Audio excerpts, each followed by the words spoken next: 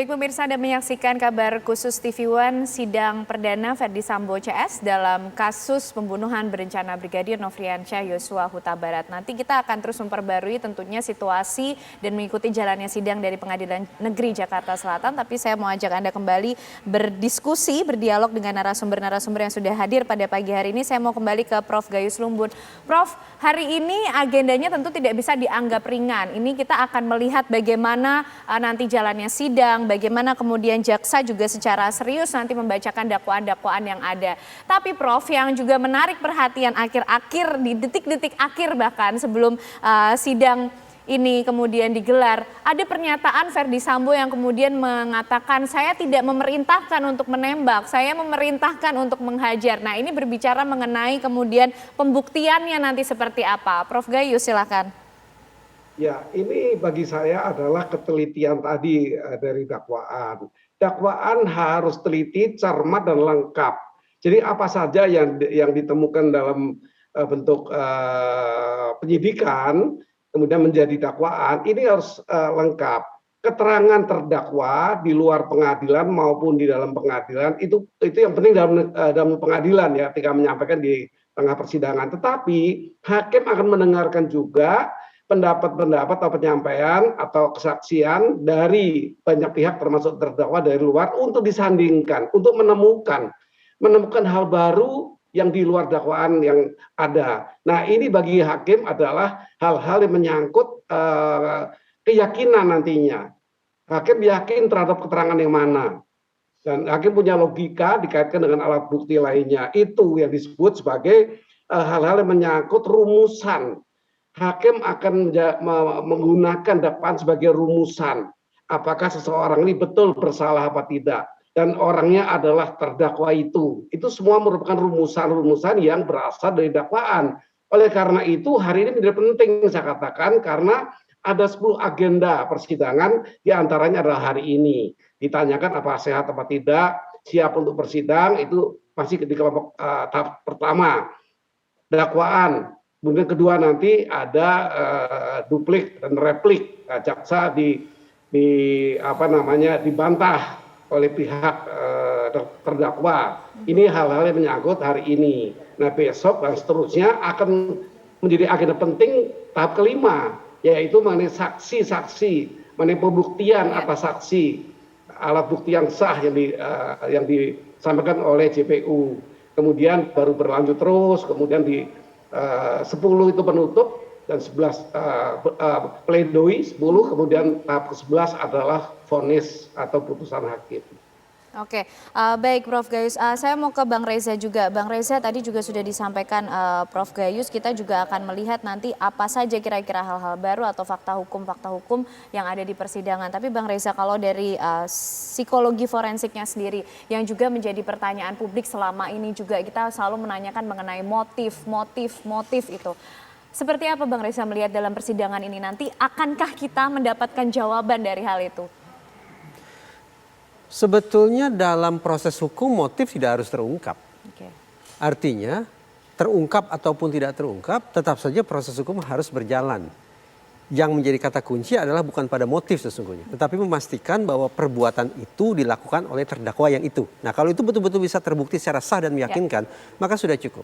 Tapi oke lah, bahwa film Hollywood, perbincangan di warung kopi, diskusi kita di televisi juga sangat terobsesi dengan pertanyaan apa ya motifnya ya. Nah, dari sudut pandang psikologi forensik sesungguhnya motif kejahatan itu hanya 2 saja. Satu, motif emosional.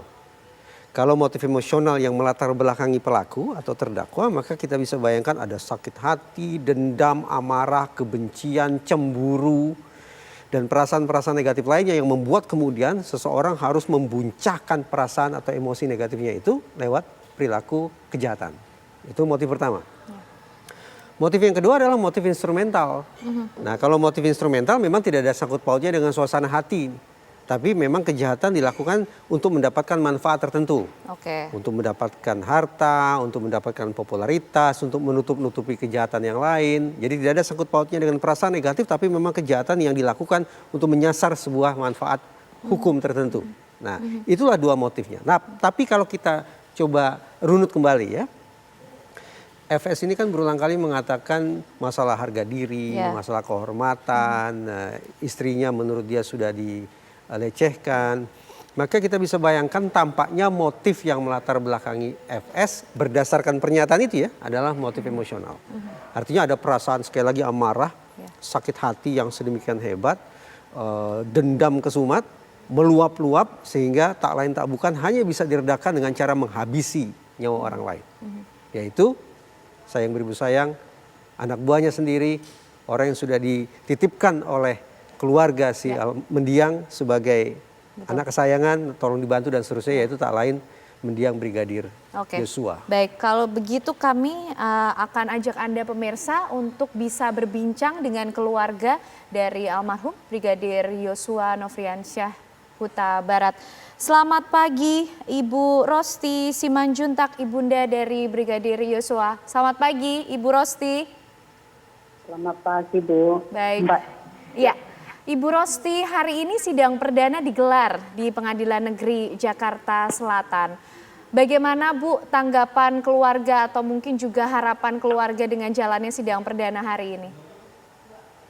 Harapan keluarga, saya sebagai ibunda almarhum Yosua, semoga persidangan berjalan dengan lancar.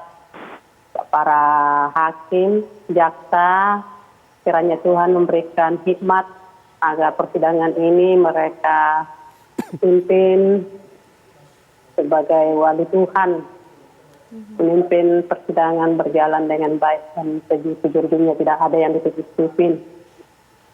Ya. Lalu Bu Rosti, melihat hari ini semua juga masyarakat ikut menaruh doa yang sama tentunya dengan Bu Rosti. Harapannya juga sidang bisa berjalan dengan adil, terbuka juga Bu Rosti. Banyak pihak yang melihat. Bagaimana tanggapan keluarga Bu? Terhadap masyarakat, harapan kami, mohon kami tetap dibantu dalam doa agar kerinduan semua masyarakat dan keluarga, semoga persidangan terbuka, diberikan kesempatan juga kepada masyarakat, karena masyarakat rindu persidangan ini berjalan dengan seadil-adilnya, dalam kebenaran, dalam Tuhan. Begitu juga kepada para hakim dan jaksa, semoga kesempatan diberikan sesuai dengan kerinduan masyarakat dan kerinduan keluarga. Oke, Bu Rosti, apa yang diinginkan keluarga untuk bisa dilihat terang dalam persidangan ini?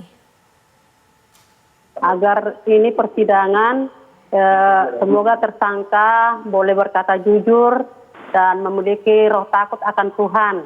Biarlah mereka semua mengatakan yang sebenarnya, jangan ada skenario atau rekayasa yang selalu ditutup-tutupin. Oke.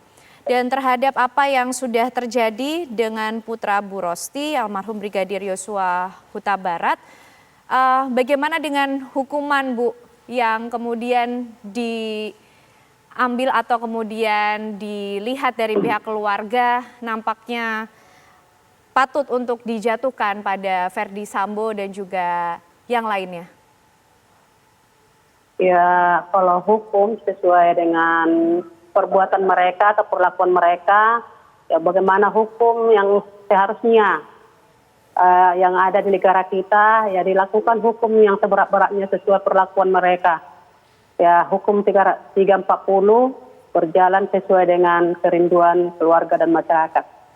Baik, terima kasih Ibu Rosti Simanjuntak, ibunda dari almarhum Brigadir Yosua, dan juga Bang Reza, Prof Gayus. Terima kasih juga sudah bergabung sementara waktu untuk kita sama-sama melihat bagaimana persiapan jalannya sidang perdana hari ini. Tentunya nanti kami akan bergabung kembali dengan Bang Reza, Prof Gayus, dan juga Ibu Rosti untuk sama-sama mengawal bagaimana jalannya sidang perdana dari Ferdi Sambo CS hari ini dalam dakwaan kasus pembunuhan berencana Brigadir Nofriansyah Yosua Huta Barat. Kabar khusus TV One masih akan kembali hadir untuk Anda.